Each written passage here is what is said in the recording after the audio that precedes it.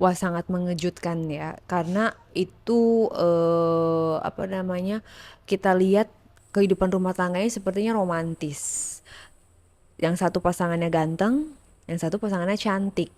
Kemudian ini adalah tokoh publik juga, tokoh masyarakat juga, terus juga pejabat publik lah kan ibaratnya, panutan, dan pernah punya kedudukan di Bandung, di Jawa Barat yang benar-benar sangat dikenal semua orang gitu ya. Kaget dan kecewa karena kan aku juga sebagai seorang istri, sebagai seorang wanita melihat seperti itu ya, perselingkuhan seperti itu, apa sih gitu loh, apa sih yang dijadikan motifnya, karena kan istrinya udah cantik, kurus, kayaknya baik.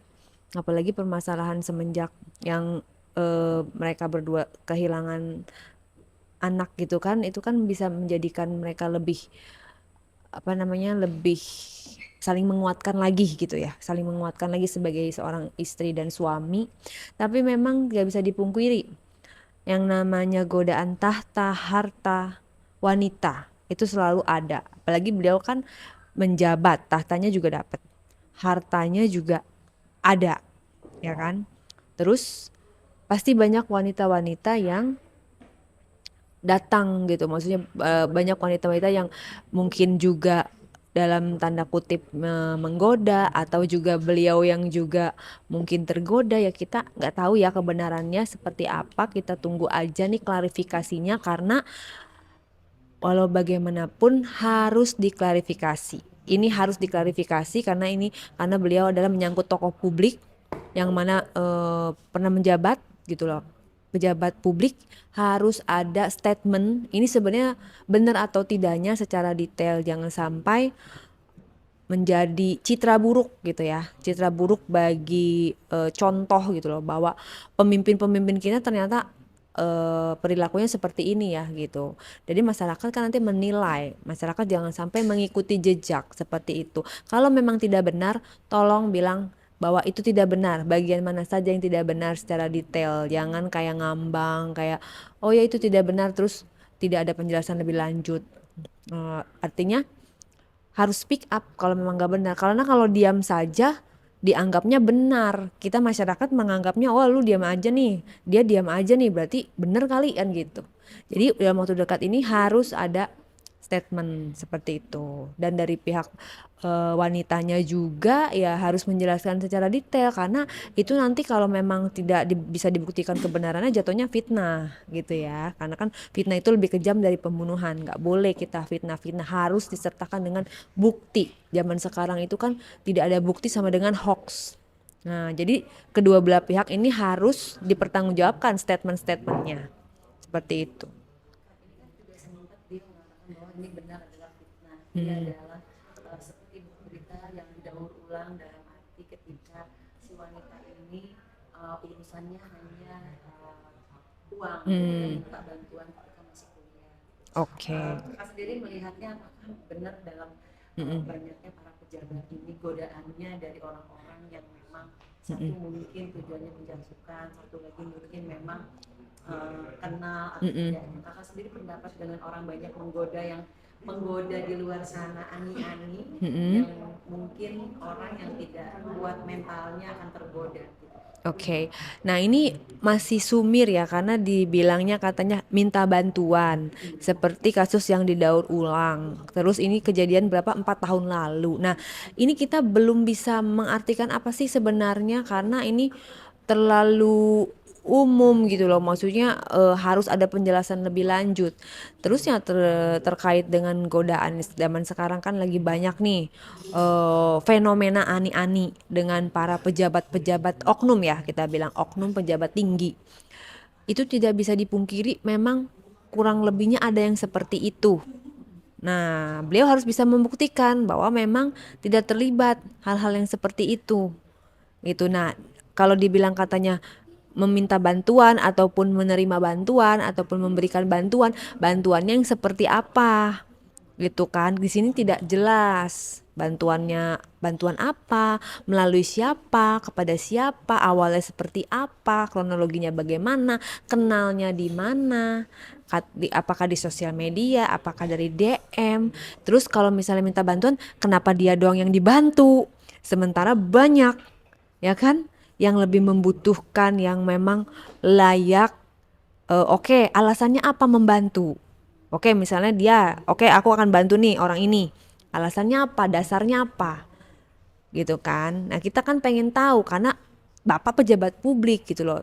Bapak sudah dikenal oleh seluruh Indonesia dan kinerja Bapak juga akan dinilai. Kita masyarakat minta klarifikasinya. Dan kita juga minta sama orang yang memberikan statement di awal dari pihak wanitanya juga, kita minta terang menderang gitu loh, jangan sampai di blur gitu, mau dikasih tahu tapi hanya sebagian, bikin kita lebih penasaran lagi gitu loh. Harusnya kan nggak kayak gitu, buka aja semuanya gitu. Kalian sendiri kalau pendapat kalian percaya Mm-mm. nggak sih, maksudnya yakin kalau itu beneran selingkuh atau hanya ini pengalihan isu. Nah itu dia, pengalihan isu atau selingkuh, bisa jadi kemungkinan kedua-duanya juga bisa ya. Maksudnya kalau memang dia selingkuh, laki-laki biasanya digoda, banyak godaan di luar sana. Tapi pengalihan isu ya karena dia juga berkecimpung di dunia politik gitu ya. Itu juga bisa mungkin juga. Tapi kalau pengalihan isu itu pengalihan isu apa gitu? Maksudnya sekarang yang lagi mau dialihkan isu apa nih? Yang mau ditutup-tutupi Bang apakah? BJB itu loh. Oh, pengalihan isu yang tentang Bank BJB itu ya, apakah bisa gitu, bisa menutupi, kan kalau orang mau mengalihkan isu itu, ada isu besar nih, terus dialihkan isunya, nah yang pengalihan isunya kan harus lebih besar lagi dong, dari yang mau dialihkannya, apakah sanggup gitu loh, eh, berita tersebut menutupi kasus yang besar ini. Jangan sampai kalau memang itu pengalihan isu, kita harus fokus, jangan sampai ke distract. Kita harus kembali fokus ke kasus yang sedang disorot oleh masyarakat Indonesia gitu ya.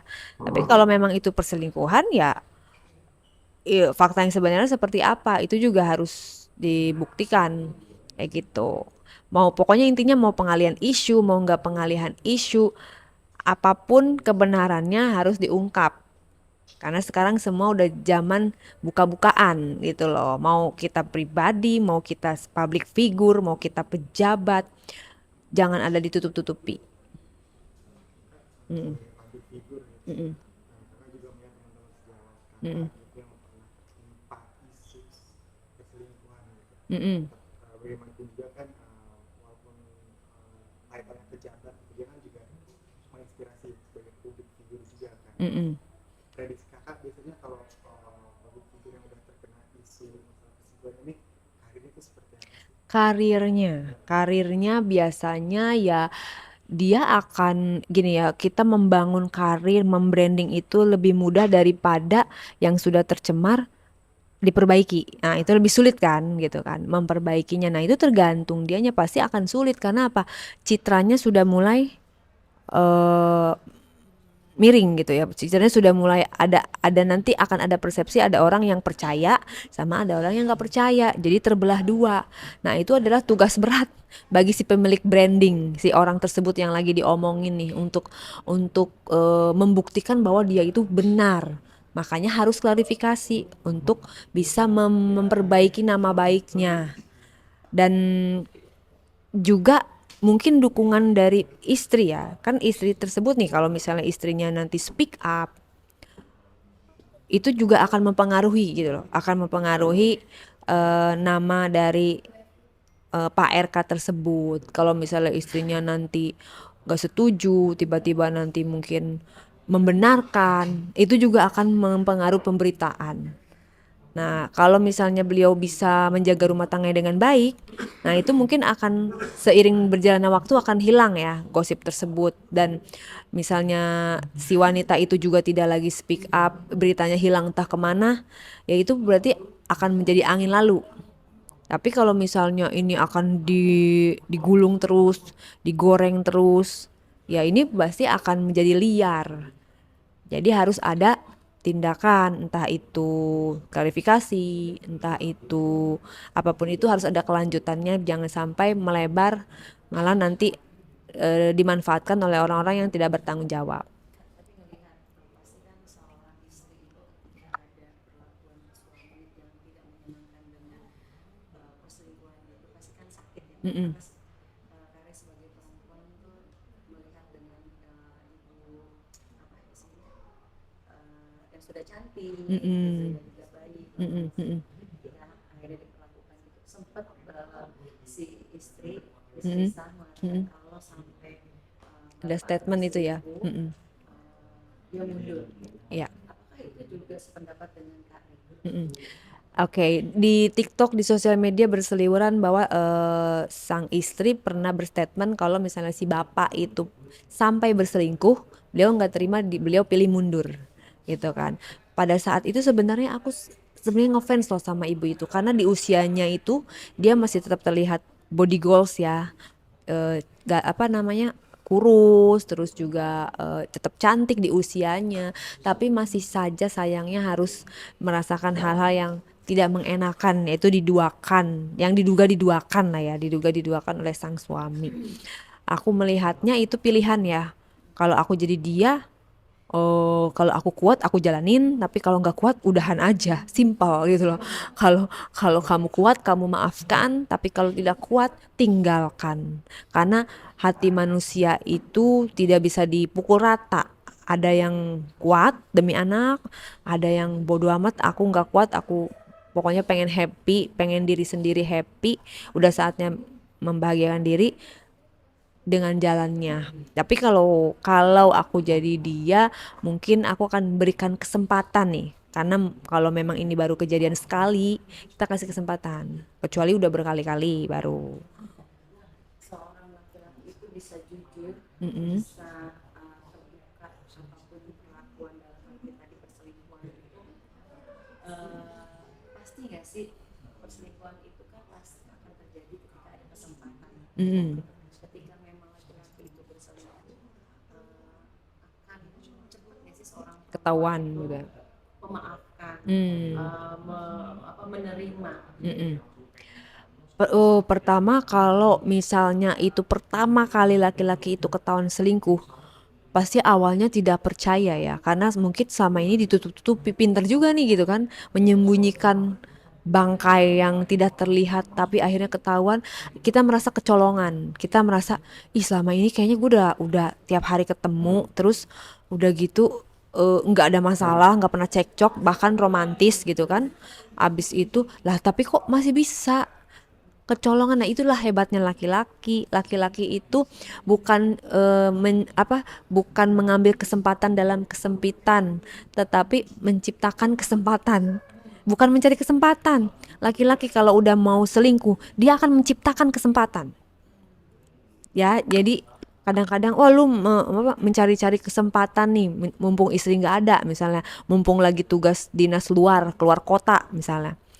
Salah kalau emang dia niat, dia ciptakan itu tugas luar kota, dia dia seolah-olah ada yang namanya tugas luar kota, akhirnya dia pergi dengan selingkuhannya ke luar negeri atau ke luar kota dengan kamuflase dinas luar kota lah, atau lembur lah apa segala macam.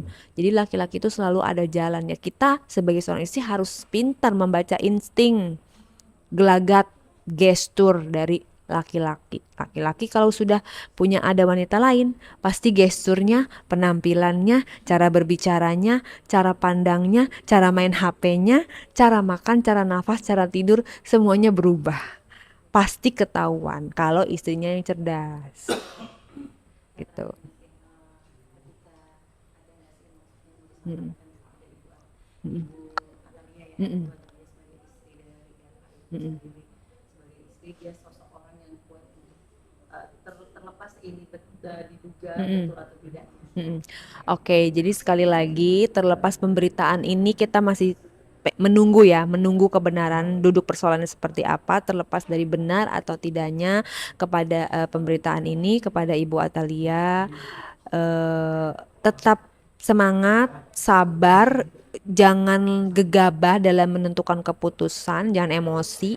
Kita lihat dulu apa sih gitu loh yang menjadi pemicu, apa sih yang menjadi alasan. Walaupun katanya kalau orang selingkuh itu nggak ada alasan, tapi pasti ada alasannya dan itu bisa nggak diperbaiki dan bisa nggak pasangan kita itu berubah gitu loh, bisa nggak kita itu tidak mengulangi lagi dan mau nggak memaafkan.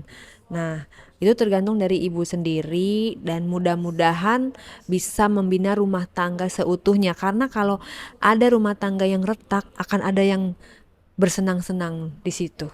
Jadi jangan kasih kesempatan untuk orang-orang bersenang-senang di antara retaknya rumah tangga kalian. Gitu. Rumah tangga kalian adalah yang harta yang paling berharga karena ada anak-anak, karena publik juga melihat dengan masalah seperti ini bisa nggak kalian menyelesaikan permasalahan rumah tangga ini dengan baik gitu, dan akan menjadi contoh, menjadi panutan.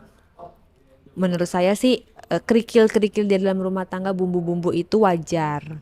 Tinggal kita bagaimana menanggapinya, apakah hanya dengan karena pemberitaan ini sudah segitu sedikitnya cinta kalian, tapi kalau cinta kalian masih pada kuat, saling mencintainya kuat gitu, energinya kuat, halangan rintangan apapun tidak akan berpengaruh.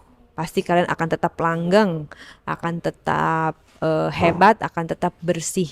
Jadi kita sekali lagi untuk Ibu Atalia, sabar, semua pemberitaan itu pasti ada hikmahnya dari setiap kejadian, tinggal bagaimana kita merespon ujian ini, pemberitaan ini untuk diri kita menjadi yang lebih baik. Untuk Pak RK ditunggu klarifikasinya ya Pak, karena apa, netizen udah mulai komentar-komentarnya yang tidak-tidak gitu. Jadi kita pengen menunggu nih, saya sebagai orang juga yang salah satunya ngefans sama Bapak sama Ibu, biar apa ya, terang benderang lah, biar tidak ada orang yang memanfaatkan situasi ini terutama lawan politik Bapak gitu. Terima kasih.